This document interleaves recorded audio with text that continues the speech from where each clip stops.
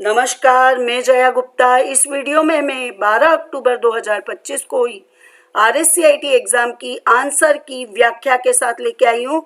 सबसे पहले सबसे सटीक और सबसे सही आंसर जानने के लिए मेरे चैनल पर मेरे वीडियोस को देखिए। तो आइए देखते हैं 12 अक्टूबर 2025 को ही RSCIT एग्ज़ाम की आंसर की। मैं आपको आंसर बताऊं उसके पहले आपसे निवेदन है कि चैनल को सब्सक्राइब नहीं किया है तो चैनल को सब्सक्राइब कीजिए, साथ ही बेल आइकन को हिट कीजिए ताकि मेरे नए वीडियोस के नोटिफिकेशन आपको तुरंत प्राप्त हो। आइए आप देखते हैं RSCIT एग्ज़ाम की आंसर की। पहला प्रश्न है, एंटीवायरस सॉफ्टवेयर का क्या कार्य है? 4 उत्तर दिए। डेटा का बैकअप बनाने के लिए, कंप्यूटर को वायरस से बचाने के लिए, कंप्यूटर की गति बढ़ाने के लिए और कंप्यूटर से धूल साफ करने के लिए। तो इसका सही उत्तर है कंप्यूटर को वायरस से बचाने के लिए। एंटीवायरस है यानी वायरस से बचाव करता है, इसलिए यह एंटीवायरस सॉफ्टवेयर वायरस से बचाने के लिए यूज किया जाता है। अगला प्रश्न है दूसरा, गूगल मीट क्या है? 4 उत्तर दिए। एक प्रस्तुति सॉफ्टवेयर, गूगल द्वारा प्रदान की गई एक वीडियो कॉन्फ्रेंसिंग सेवा, एक नोट लेने वाला अनुप्रयोग, एक स्प्रेडशीट प्रोग्राम। तो सही उत्तर है गूगल द्वारा प्रदान की गई वीडियो कॉन्फ्रेंसिंग सेवा बी, जिसमें मीट यानी मिलना। तो गूगल द्वारा एक ऐसी सेवा प्रदान की जाती है जहां पर हम वीडियो कॉन्फ्रेंसिंग के द्वारा कई सारे लोगों के साथ मिलते हैं, जबकि प्रस्तुति सॉफ्टवेयर पावर पॉइंट होता है, नोट लेने वाला अनुप्रयोग जीपे या फोन पे होता है, स्प्रेडशीट प्रोग्राम एक्सेल होता है। अगला तीसरा प्रश्न है, आप किसी दुकान पर है और आपने स्मार्टफोन से QR कोड स्कैन करके भुगतान करना चाहते हैं, तो आप किस प्रकार के एप्लीकेशन का यूज करेंगे? इसके लिए 4 उत्तर दिए। MS वर्ड जैसे वर्ड प्रोसेसिंग ऐप का, इंस्टाग्राम जैसे सोशल मीडिया ऐप का, फोन पे या गूगल पे जैसा एक एकीकृत भुगतान इंटरफेस ऐप यानी UPI और गूगल ड्राइव जैसा क्लाउड स्टोरेज ऐप। तो हमें भुगतान करना है तो भुगतान करने के लिए UPI यानी एकीकृत भुगतान इंटरफेस ऐप का प्रयोग करेंगे, जो कि फोन पे या गूगल पे है। तो इसका सही उत्तर है सी। डी चौथा प्रश्न है, निम्नलिखित में से कौन सा एप्लीकेशन सॉफ्टवेयर नहीं है? 4 उत्तर है, MS Excel, Windows, Photoshop, MS Word. तो इसका सही उत्तर है बी, विंडोज। विंडोज एक ऑपरेटिंग सिस्टम है, जबकि MS एक्सेल जिसमें हम एक्सेल में डेटा शीट बनाकर और डेटा को मैनेज करने का काम करते हैं, फोटोशॉप के द्वारा हम फोटो को मैनेज करते हैं और MS वर्ड द्वारा हम डॉक्यूमेंट्स तैयार करते हैं। तो ये तीनों एप्लीकेशन सॉफ्टवेयर के एग्जाम्पल है और विंडोज जो है वो ऑपरेटिंग सिस्टम है, इसलिए वो एप्लीकेशन सॉफ्टवेयर नहीं है। पांचवा प्रश्न है, आपके स्मार्टफोन का स्टोरेज लगभग भर गया है।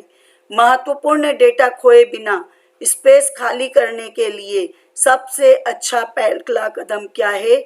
4 उत्तर दिए हैं। फोन की फैक्ट्री सेटिंग पर रिसेट करें, एप्स विशेषकर सोशल मीडिया और ब्राउजर का कैश साफ करें, अपने सभी संपर्क हटाएं और फोन का ऑपरेटिंग सिस्टम अनइंस्टॉल करें।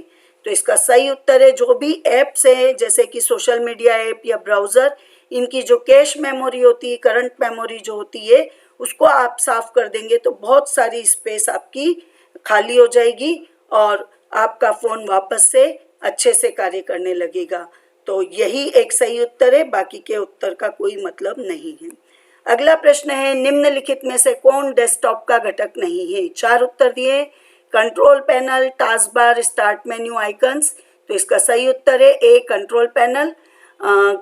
कंट्रोल पैनल आइकन्स का एक प्रकार होता है, पर आइकन्स, टास्क बार और स्टार्ट मेन्यू डेस्कटॉप के एलिमेंट्स कहलाते हैं और कंट्रोल पैनल जो है वो आइकन्स का एलिमेंट कहलाएगा, इसलिए कंट्रोल पैनल इसका सही उत्तर नहीं है।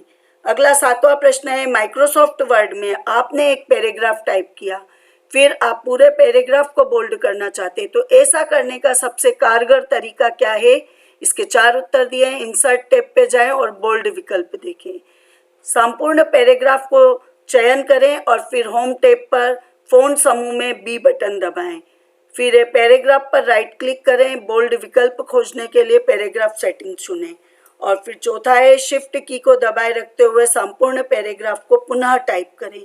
तो इसका सही उत्तर है बी, मतलब आप सबसे पहले पैराग्राफ को सिलेक्ट कर लीजिए, फिर होम टैब पे जाके फ़ॉन्ट वाला जो ग्रुप है उसमें बी बटन पे आप प्रेस करेंगे तो सारा जो भी डेटा है आपने टाइप किया है पैराग्राफ, वो सारा बोल्ड में दिखने लग जाएगा। जबकि इंसर्ट टैब पे बोल्ड विकल्प होता ही नहीं है। और पैराग्राफ पे आप राइट क्लिक करके बोल्ड विकल्प खोजेंगे और फिर उसके लिए पैराग्राफ सेटिंग चुनेंगे, ये गलत है। यदि आप राइट क्लिक करके और वहाँ पर बोल्ड ऑप्शन पर क्लिक कर देते तो भी बोल्ड हो जाता, तो इसलिए ये उत्तर भी गलत है। और शिफ्ट की को दबाए रखते हुए फिर से पैराग्राफ टाइप करना, ये भी गलत उत्तर है। तो इसलिए इसका सही उत्तर है बी की आप पहले पैराग्राफ को सिलेक्ट करें, फिर होम टैब पे जाके फ़ॉन्ट बॉक्स में बी बटन को प्रेस कर देंगे तो सारा टेक्स्ट, जितना भी सिलेक्टेड टेक्स्ट है वो सब बोल्ड हो जाएगा। 8वां प्रश्न है, निम्नलिखित में से कौन सा वेब ब्राउजर का उदाहरण है? 4 उत्तर दिए, Mozilla Firefox, Microsoft Edge, Google Chrome, Twitter, Instagram, Facebook, HTML, CSS, compiler, OTP, QR, barcode. तो इसका सही उत्तर है A, Mozilla Firefox, Microsoft Edge, Google Chrome, ये वेब ब्राउज़र के एग्जाम्पल है। जबकि ट्विटर, इंस्टाग्राम, फेसबुक ये सोशल मीडिया साइट्स हैं। HTML, CSS, कंपाइलर ये कंप्यूटर के पार्ट्स हो गए। OTP, QR, बारकोड ये डेटा यानी रीड करने के लिए, और OTP तो वन टाइम पासवर्ड के रूप में यूज़ किया जाता है। QR कोड, बारकोड रीडर ये सब पढ़ने के लिए यूज़ किए जाते हैं। तो इसका सही उत्तर है ए। 8वां है, ब्लॉग क्या है? 4 उत्तर दिए, एक प्रकार की ऑनलाइन डायरी या जर्नल, बी एक प्रकार का कंप्यूटर वायरस, सी एक प्रकार का सर्च इंजन, डी एक प्रकार की ई-कॉमर्स वेबसाइट। तो इसका सही उत्तर है एक प्रकार की ऑनलाइन डायरी या जर्नल। ब्लॉग एक ऐसा डायरी कह सकते हो, जर्नल कह सकते हो, यानी ब्लॉग एक ऐसा पैराग्राफ होता है जिसमें हम किसी भी चीज़ के बारे में अपने व्यूज़ रख सकते हैं। तो वो एक तरह की डायरी हो गई जहाँ पर हमने अलग अलग चीज़ों के लिए अपने व्यूज़ प्रेजेंट किए। जबकि कंप्यूटर वायरस एक ऐसा प्रोग्राम होता है, एक ऐसा सॉफ्टवेयर होता है जो हमारे कंप्यूटर के लिए हार्मफुल होता है।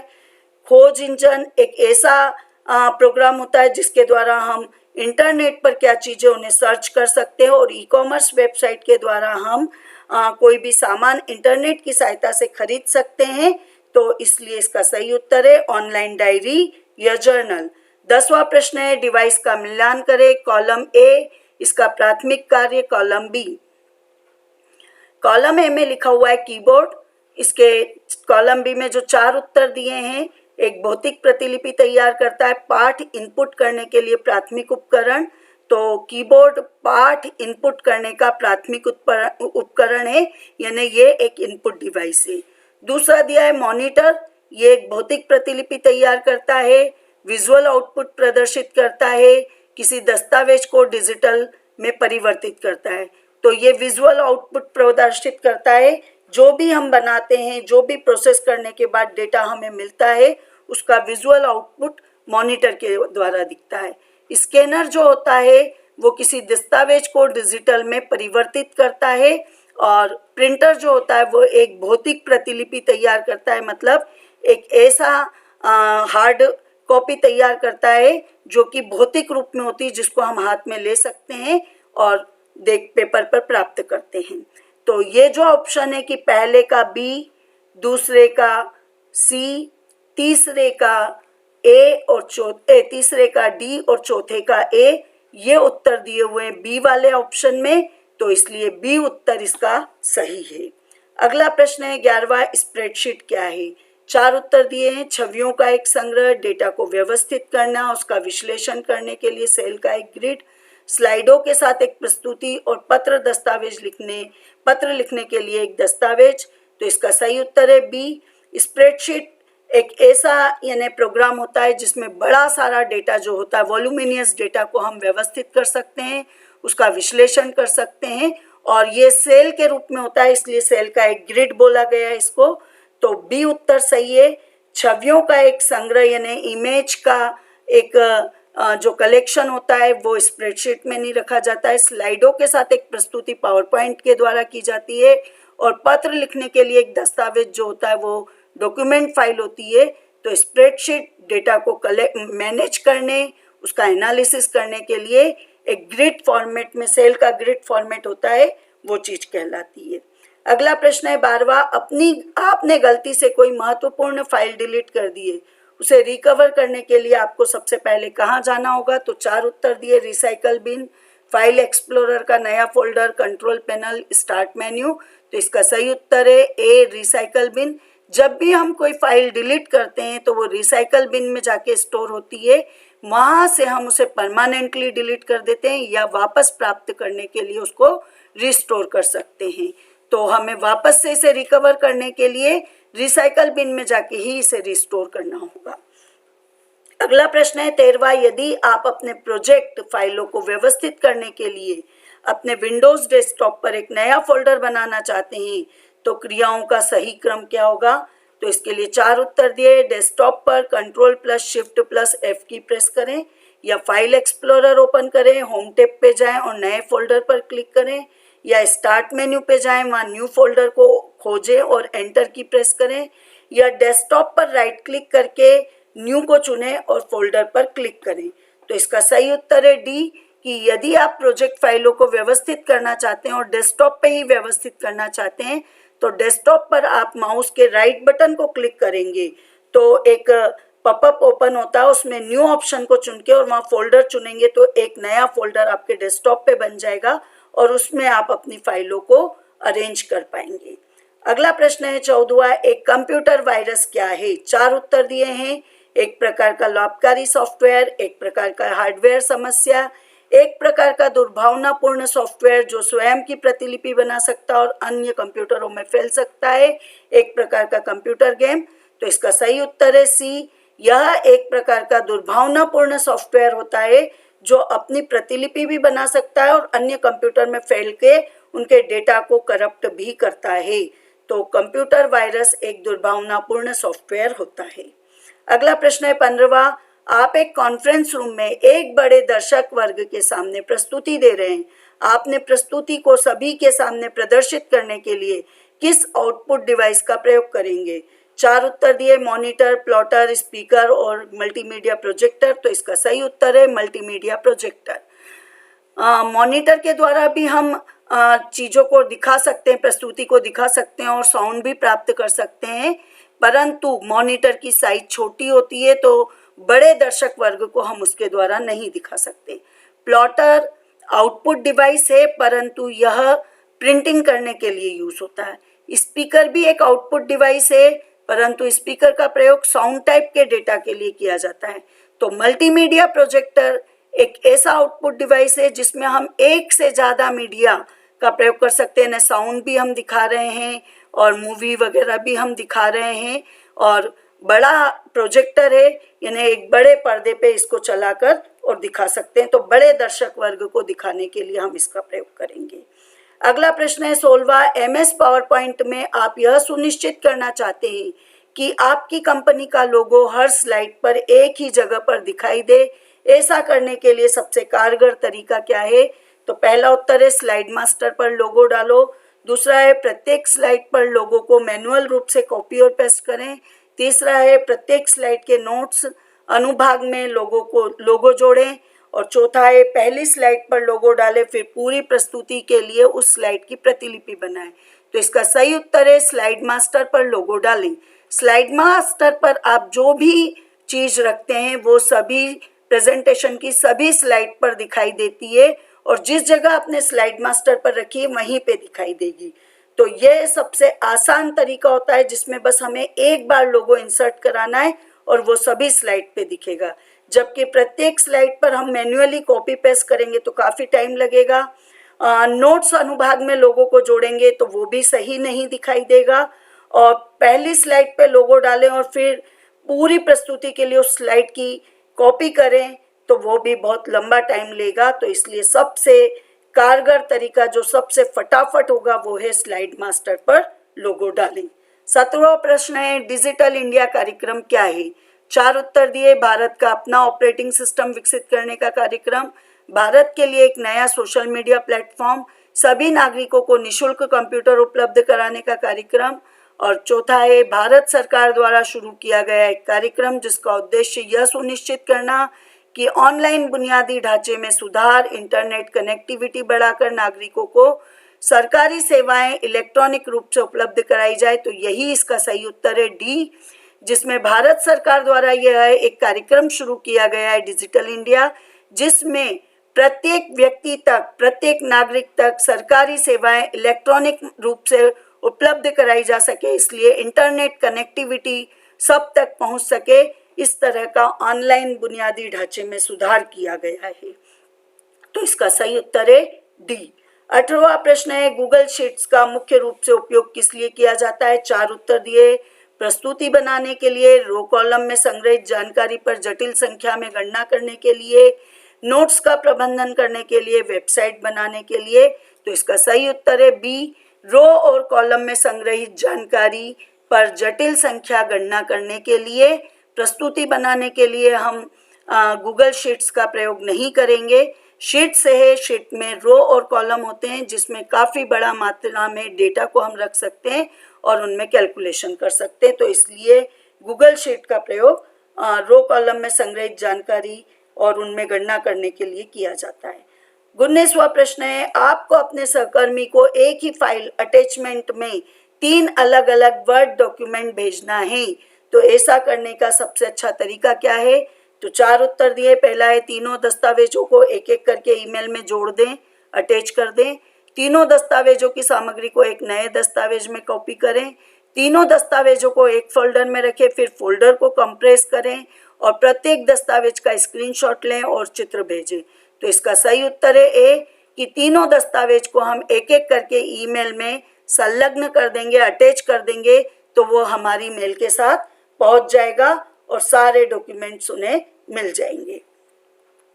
20वां प्रश्न है, राजस्थान की ई गवर्नेंस पहल के संदर्भ में राजमेघ मुख्य रूप से किस लिए जाना जाता है? 4 उत्तर दिए। 100 Mbps की समर्पित नेटवर्क कनेक्टिविटी प्रदान करना, SaaS software as a service और PaaS platform as a service के माध्यम से क्लाउड सक्षमता प्रदान करना, सरकारी विभागों के लिए निर्बाध भौगोलिक सूचना प्रणाली की स्थापना और राष्ट्रीय, राज्य, निजी अनुप्रयोगों को एकीकृत करने के लिए प्रवेश द्वार के रूप में कार्य करना। तो इसका सही उत्तर है बी, SaaS यानी सॉफ्टवेयर एज ए सर्विस और PaaS platform as a service के माध्यम से क्लाउड स्टोरेज प्रदान करना। मेघ यानी बादल को ही रिप्रेजेंट करता है, तो जैसे क्लाउड सर्विसेज और कंपनियों के द्वारा हमें मिलती है, जैसे गूगल के द्वारा गूगल क्लाउड, ऐसे ही राजस्थान सरकार ने ई गवर्नेंस पहल के अंतर्गत राजमेघ एक क्लाउड सर्विस के रूप में हमें प्रोवाइड करा है पोर्टल।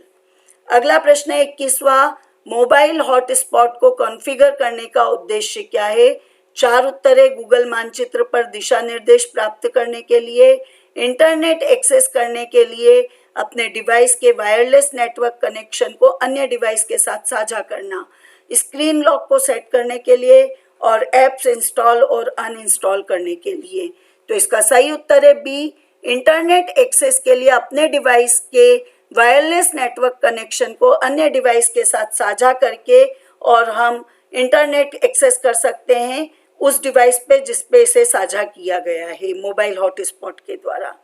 तो इसका सही उत्तर है बी।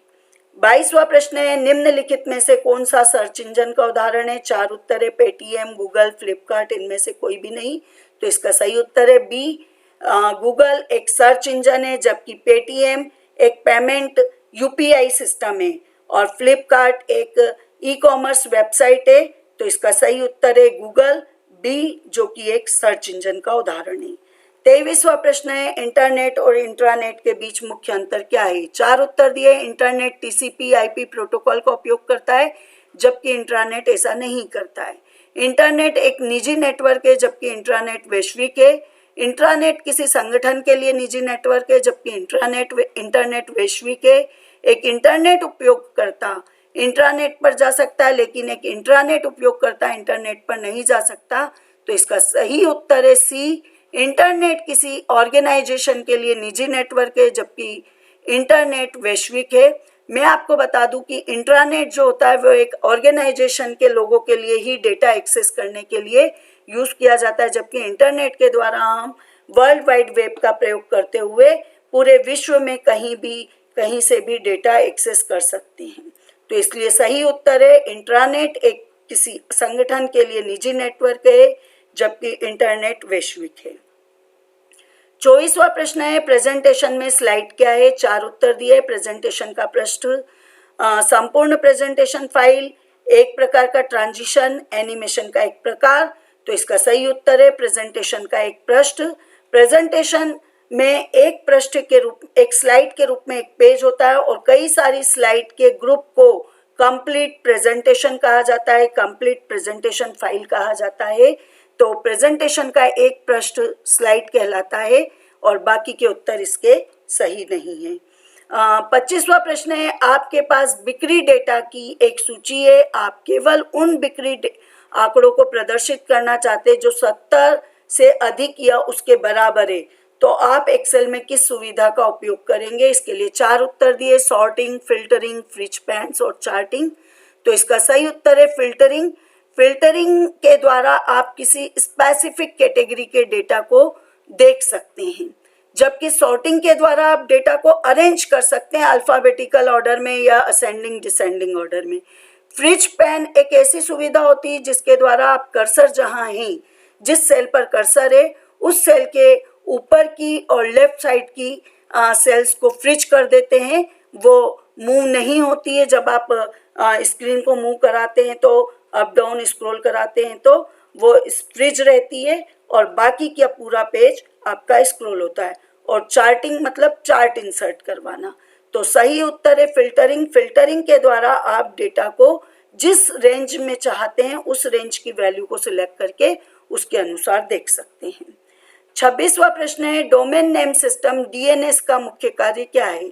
4 उत्तर दिए। प्रेषण के लिए सूचना को डिजिटल रूप से संग्रहित करना, वर्ल्ड वाइड वेब को संरचित तरीके से ब्राउज करना, इंटरनेट डोमेन नेम का पहचान करना और उन्हें संख्यात्मक आईपी पते में बदलना, और वर्ल्ड वाइड वेब पर सामग्री प्रदर्शित करने के लिए। तो इसका सही उत्तर है इंटरनेट डोमेन नामों की पहचान करना और उन्हें संख्यात्मक आईपी एड्रेस में चेंज करना।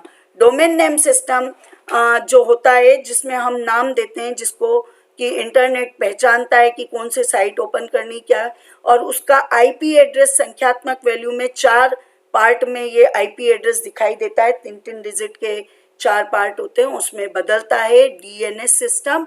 ये इसका मुख्य कार्य होता है, इसलिए इसका सही उत्तर है सी। 27वां क्वेश्चन है आप अक्सर एक ही पासवर्ड को कई ऑनलाइन अकाउंट्स के लिए बार बार इस्तेमाल करते हैं, इस आदत से क्या खतरा है। तो इसके 4 उत्तर है। इससे आपके पासवर्ड को याद रखना आसान हो जाता है, ये खतरा नहीं है, इसलिए ये उत्तर ही गलत है क्योंकि हमसे खतरा पूछा गया है। यह सुनिश्चित करता है कि आपके सभी खाते समान रूप से सुरक्षित है, तो ये भी खतरा नहीं है, इसलिए इसे भी हम नहीं मान सकते हैं।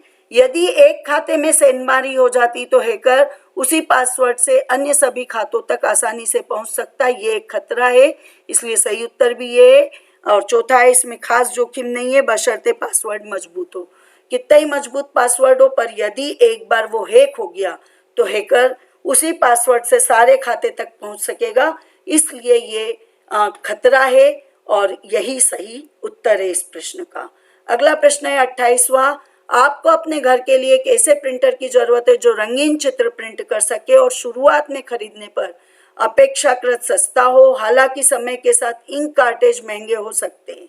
आपकी जरूरतों के लिए कौन सा प्रिंटर सबसे उपयुक्त है। 4 उत्तर है laser printer, dot matrix printer, inkjet printer और थर्मल प्रिंटर। तो इसका सही उत्तर है सी इंकजेट प्रिंटर होता है जो कि कलर प्रिंटिंग के लिए यूज किया जाता है, जबकि लेजर प्रिंटर जो सिंपल प्रिंटर होता है लेजर वाला वो ब्लैक एंड व्हाइट प्रिंटिंग करता है। डॉट मैट्रिक्स तो वैसे ही ब्लैक एंड व्हाइट करता था। लेजर प्रिंटर में शाही इंक नहीं निकलतीगी, तो हमें तो ऐसा इंक कार्टेज नहीं लगती उसमें, तो हमें तो ऐसा प्रिंटर चाहिए जिसमें इंक कार्ट्रेज लगे।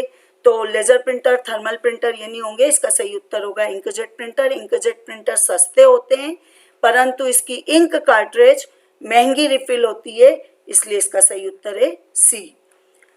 29वां प्रश्न है विंडोज में खुले अनुप्रयोगों के बीच स्विच करने के लिए किस कुंजी संयोजन का उपयोग किया जाता है? चार उत्तर है alt plus escape, alt plus tab, control plus F4, control plus A. तो इसका सही उत्तर है alt plus tab key. Alt plus tab key के द्वारा हम एक एप्लीकेशन से दूसरे एप्लीकेशन में जा सकते हैं, जबकि एस्केप की के द्वारा हम कैंसिल करते हैं कोई भी कमांड को। तो अल्टर एस्केप करेंगे तो उसको कैंसिल करके बाहर निकलेंगे। कंट्रोल F4 किसी भी एप्लीकेशन को, खुले हुए एप्लीकेशन को बंद करने के लिए यूज किया जाता है। और कंट्रोल प्लस ए की जो होती है वो किसी भी एप्लीकेशन के कंप्लीट डेटा को सिलेक्ट करने के लिए यूज किया जाता है। अगला प्रश्न है 30वां, राजस्थान में किस ई गवर्नेंस पहल को एक व्यक्ति एक पहचान राज्य के प्रत्येक नागरिक के लिए डेटा सेट और दस्तावेजों का सेट के साथ में के रूप में वर्णित किया गया है? चार उत्तर है राज्य सेवा द्वारा, Rajmegh, Rajasthan single sign on, राज्य पोर्टल और राज ई वॉल्ट।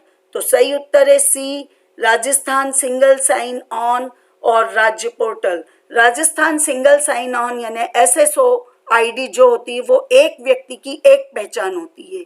ये राजस्थान सरकार ने ई गवर्नेंस के लिए प्रत्येक नागरिक को अपनी एक पहचान के लिए एक ID दी हुई है, एक यानी यूं कहें उनकी एक ID होती है जिससे वो लॉगिन करके और अपना पोर्टल ओपन यानी SSO ID के द्वारा राजस्थान सरकार की कोई भी पोर्टल को खोल सकते हैं अपने नाम के द्वारा, और वहाँ पे जो भी डेटा सेट या डॉक्यूमेंट्स है वो सब एक्सेस कर सकते हैं। तो इसलिए राजस्थान सिंगल साइन ऑन और राज्य पोर्टल ये एक व्यक्ति एक पहचान के रूप में राजस्थान सरकार ने सुविधा दी हुई है। अगला प्रश्न 31वां, निम्नलिखित में से कौन सी कंप्यूटर की विशेषता है? चार उत्तर दिए हैं डिलीजेंस, भावना की कमी, IQ, उपरोक्त सभी। तो सही उत्तर है डिलीजेंस। डिलीजेंस का मतलब होता है अनवरत रूप से कार्य करना, बिना थके हुए लगातार कार्य करना, जिसको डिलीजेंस कहा जाता है। तो कंप्यूटर की ये एक विशेषता होती है कि कंप्यूटर बिना रुके बिना थके लगातार काम करता रहता है, जबकि कंप्यूटर में भावना होती ही नहीं है, IQ भी कंप्यूटर में नहीं होता है। तो ये दोनों इसकी विशेषता नहीं हो सकती है, इसलिए सही उत्तर है ए, डिलीजेंस। अगला प्रश्न है 32वां, निम्नलिखित कथनों में से कौन सा सही है? चार उत्तर दिए हैं रोम एक वोलेटाइल मेमोरी है और कंप्यूटर की बिजली बंद होने के साथ इसकी सामग्री नष्ट हो जाती है। दूसरा है उपयोगकर्ता रोम यानी रीड ओनली मेमोरी में डेटा को आसानी से संशोधित कर सकता है। तीसरा है रैम एक वोलेटाइल मेमोरी है, जिसका अर्थ है कंप्यूटर बंद होने पे इसकी सामग्री नष्ट हो जाती है। चौथा है रैम एक का उपयोग ऑपरेटिंग सिस्टम के स्थायी दीर्घकालिक भंडारण के लिए किया जाता है। तो इसका सही उत्तर है सी, रैम एक वोलेटाइल मेमोरी होती है, अस्थायी मेमोरी होती है, जिसका अर्थ है कि कंप्यूटर बंद होने पे इसकी सामग्री नष्ट हो जाएगी। जबकि यही बात पहले उसमें भी दी गई है कि रोम एक वोलेटाइल मेमोरी है। रीड ओनली मेमोरी वो मेमोरी होती है जिसमें डेटा कंप्यूटर ऑफ करने के बाद भी रखा रहता है, बस इसमें से हम डेटा को उठाकर आसानी से पढ़ सकते हैं, केवल पढ़ने के लिए यूज की जाती है। तो पहला पॉइंट गलत है। दूसरा पॉइंट, रीड ओनली मेमोरी में डेटा को आसानी से संशोधित कर सकते हैं, तो संशोधित नहीं किया जा सकता, केवल पढ़ा जा सकता है। संशोधित करने के लिए उसको रैम पे लेके आना पड़ता है। तो तीसरा पॉइंट सही है कि रैम एक वोलेटाइल मेमोरी है और कंप्यूटर जैसे ही हम ऑफ करते हैं तो इस पे जो भी डेटा होता है वो सब खत्म हो जाता है, क्योंकि यह अस्थायी मेमोरी है इसलिए। और रैंडम एक्सेस मेमोरी का उपयोग ऑपरेटिंग सिस्टम के स्थायी दीर्घकालिक भंडारण के लिए किया जाता है, तो ये नहीं कर सकते क्योंकि ये तो वोलेटाइल मेमोरी है। इसको ऑफ करते ही कंप्यूटर को ये इस पे जो भी डेटा होता है वो नष्ट हो जाता है। तो ऑपरेटिंग सिस्टम की भी जो स्थायी और दीर्घकालिक भंडारण के लिए हम इसे इस्तेमाल नहीं कर पाएंगे। 33वां प्रश्न है प्रिंटर की गति किसमें नापी जाती है? चार उत्तर दिए हैं हर्ट्ज, PPM, DPM और आस्पेक्ट अनुपात। तो इसका सही उत्तर है बी, PPM। PPM का मतलब होता है पेज पर मिनट, मतलब एक मिनट में कितने पेज प्रिंट होते हैं वो चीज प्रिंटर की गति को मापती है। बाकी हर्ट्ज जो होता है वो प्रिंटर के लिए यूज नहीं होता है। DPM भी प्रिंटर के लिए यूज नहीं होता। आस्पेक्ट अनुपात का भी प्रिंटर के लिए यूज नहीं होता है, इसलिए ये तीनों ऑप्शन यहाँ पर रिलीवेंट नहीं है। 34वां प्रश्न है, आपके पास 0 से 100 तक के छात्रों के अंकों की एक सूची है।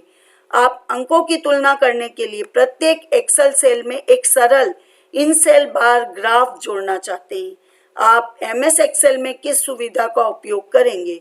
इसके 4 उत्तर दिए। इंसर्ट टैब से एक स्टैंडर्ड बार चार्ट इंसर्ट करके, स्पार्क लाइन डाल के, कंडीशनल फॉर्मेटिंग करके डेटा बार विकल्प का उपयोग करेंगे और किसी कैरेक्टर को दोहराने के लिए REPT फंक्शन का उपयोग करेंगे। तो इसका सही उत्तर है सी, कि हम कंडीशनल फॉर्मेटिंग करेंगे और जो भी हमें जिस रेंज के लिए सेल बार ग्राफ इंसर्ट करवाना है वो रेंज जैसे ही हम सेट करेंगे, डेटा बार विकल्प के रूप में हमारे पास प्रत्येक सेल में एक बार ग्राफ आ जाएगा उस सेल की वैल्यू को रिप्रेजेंट करने वाला। अगला और लास्ट प्रश्न है, आपको अपने बैंक से एक ईमेल प्राप्त होता है जिसमें आपसे एक लिंक पर क्लिक करने और अपना खाता सत्यापित करने के लिए अपना खाता नंबर और पासवर्ड दर्ज कराने के लिए कहा जाता है। तो आपको क्या करना चाहिए? इसके 4 उत्तर है। ईमेल को तुरंत हटा दें और मन की शांति के लिए अपने ब्राउजर बुकमार्क के माध्यम से या आधिकारिक URL टाइप करके बैंक की वेबसाइट पर लॉगिन करें। दूसरा है, अपने सभी संपर्कों को चेतावनी देने के लिए ईमेल को अग्रेषित करें। अपने खाता को सुरक्षित रखने के लिए लिंक पर क्लिक करें और अनुरोधित जानकारी दर्ज करें और अपने खाते के विवरण के साथ ईमेल का उत्तर दें। तो इसका सही उत्तर है ए। एक्चुअली में जो प्रश्न है वो एक तरह का साइबर क्राइम का एग्जाम्पल है कि आपके बैंक से आपको एक ईमेल प्राप्त होता है जिसमें आपको एक लिंक पर क्लिक करके खाता सत्यापित करने के लिए खाता नंबर डालने और पासवर्ड डालने के लिए कहा जाता है। ऐसा बैंक कभी नहीं कहता है, ऐसा कुछ आता है इसका मतलब है ये स्पैम मेल है। तो ऐसी कंडीशन में उस मेल को तुरंत हटा देना चाहिए। और फिर भी आपको लगता है कि बैंक से जानकारी लेनी है तो बैंक की जो आधिकारिक URL वेबसाइट है उस पर लॉगिन करके और वहाँ से आप जानकारी ले सकते हैं। इसको यदि आप अपने सभी संपर्क में आगे अग्रेषित करेंगे तो उनके साथ भी ऐसी धोखाधड़ी हो सकती है, इसलिए ऐसा कभी नहीं करना है। और अपने खाते को सुरक्षित रखने के लिए लिंक पे भी क्लिक नहीं करना है और ना ही जानकारी उनको देनी है। और इसी तरह से चौथे उत्तर में भी अपने खाते के विवरण के साथ ईमेल का उत्तर दें, तो ऐसा भी नहीं करना है, इसलिए ए उत्तर सही है। मुझे विश्वास है आपने अपने सारे आंसर चेक कर लिए होंगे और आप अच्छे मार्क्स से पास होने वाले होंगे। यदि आपने हमारे वीडियोस और हमारी वेबसाइट के माध्यम से तैयारी की है तो अधिकतर प्रश्न हमारी वेबसाइट में कहीं न कहीं शामिल है और आपने उससे तैयारी की होगी, तो मुझे निश्चित विश्वास है कि आप निश्चित सफलता प्राप्त करेंगे। चैनल को अभी तक सब्सक्राइब नहीं किया तो कृपया चैनल को सब्सक्राइब करें। वीडियो पसंद आया तो इसको लाइक और शेयर कीजिए। आपके उज्जवल भविष्य के लिए बहुत बहुत शुभकामनाएं। धन्यवाद।